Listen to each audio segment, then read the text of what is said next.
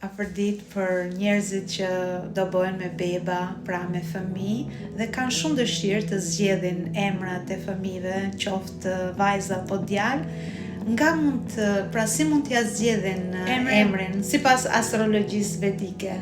Mund na sugjerosh diçka? Guru Prashant Trivedi në fakt ka një libër që quhet Libri i Nakshatrave, 27 yjësive pra nakshatrave, dhe në fakt aty na ka treguar, mësuar që emri ynë, sidomos shkronja e parë e emrit që kemi në përgjithësi, është mirë që të jetë pra njësoj me emrin ose shkronja e parë të jetë njësoj me shkronjën ku hëna ndodhet kur ti ke lindur. Pra nëse neve dim orarin e saktë të një bebi, atëre unë, domethënë me mësimet e pitit, Gurus Prashant Trivedi, mund të shikojmë se ku ndodhet pra hëna e këtij bebit.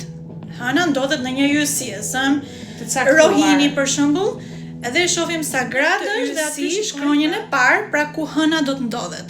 Sa interesant. Dhe thuhet që në qoftë se për shembull Prashanti është P-ja. Ai vendosim emrin e saktë sipas astrologjisë vedike, pra hëna, do të thotë që ti je në harmoni me mendimet e tua gjatë jetës tënde. Dhe me universin. Me universin, me hënën, me gjithë yjet, apo jo, me gjithë universin. Dhe nëse nuk jemi me këtë shkronjën e parë, atëherë nuk është se jemi shumë në harmoni, siç është shumica e njerëzve. Jemi lunatik, se janë shumë persona që janë lunatik. Dhe kjo është, në fakt kemi student Lotus Ocean që do bëj një bebë së shpejti dhe t'ja vendosim shkronjën e parë të alfabetit në bazë të orarit që do lindi, kuptohet, duhet shumë e saktë ora e lindjes dhe ku ndodhet pra sidomos dhe hëna dhe planetet e tjerë. Shumë interesante. Unë që kam diellza, besoj do ta shikojmë. Po, shumë interesante. Faleminderit. Mirënjohje Gurus Prashant Trivedi që na mëson për këtë dituri.